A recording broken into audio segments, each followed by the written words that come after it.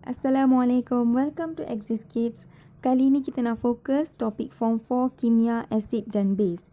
Dan sebelum ni kita pernah buat tentang kepekatan dan kemolaran. Kali ini kita nak fokus pencairan.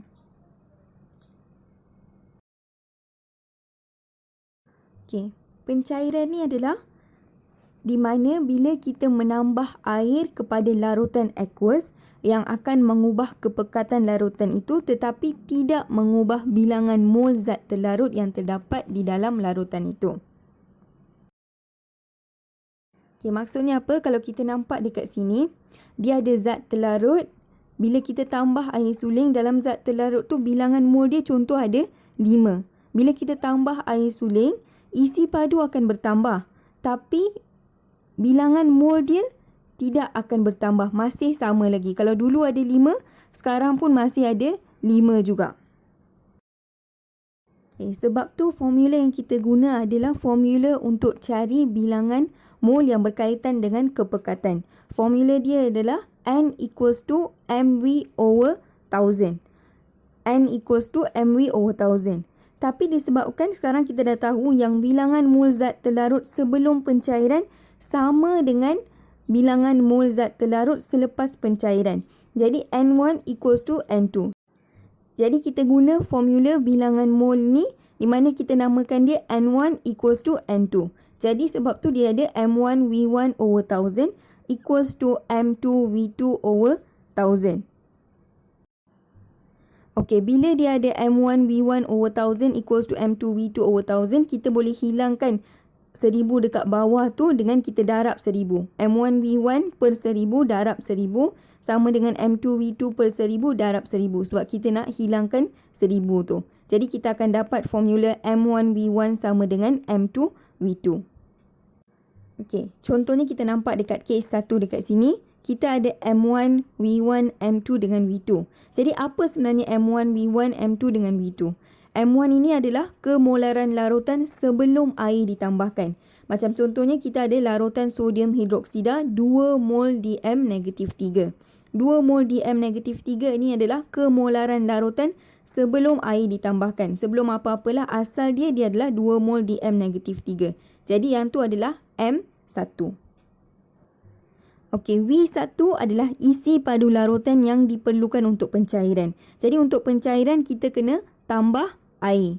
Jadi isi padu air yang ditambah itu adalah V1. Berapa yang diperlukan untuk pencairan. Okey, kemudian kita ada M2. M2 ini adalah kemolaran larutan selepas air ditambahkan.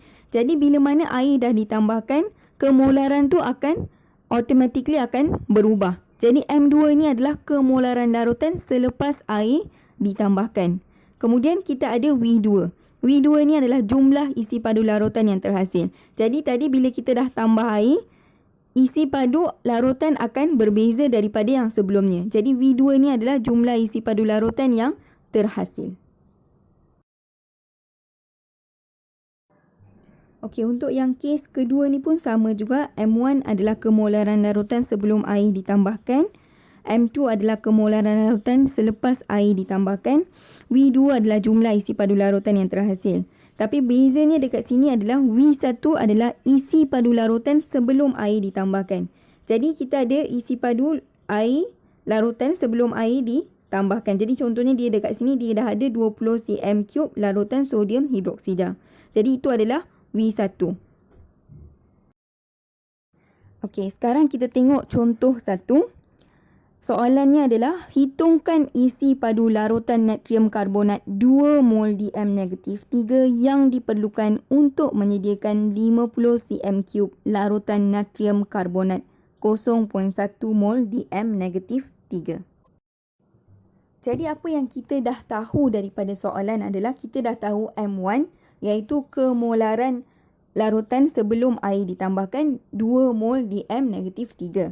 Kemudian kita dah tahu kemolaran larutan selepas air ditambahkan sama dengan 0.1 mol DM-3. Jadi M1 kita dah tahu, M2 pun kita dah tahu. V2 pun kita tahu jumlah isi padu larutan yang terhasil adalah 50 cm3.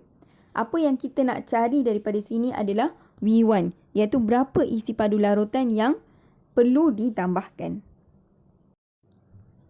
Jadi penyelesaiannya adalah kita guna formula M1V1 sama dengan M2V2 di mana kita akan gantikan maklumat yang kita dah tahu ke dalam formula ni. Jadi M1 2, V1 kita tak tahu, sama dengan M2 0.1, V2 50. Jadi V1 sama dengan 0.1 darab 50 bahagi dengan 2. Jawapan dia sama dengan 2.5 cm3.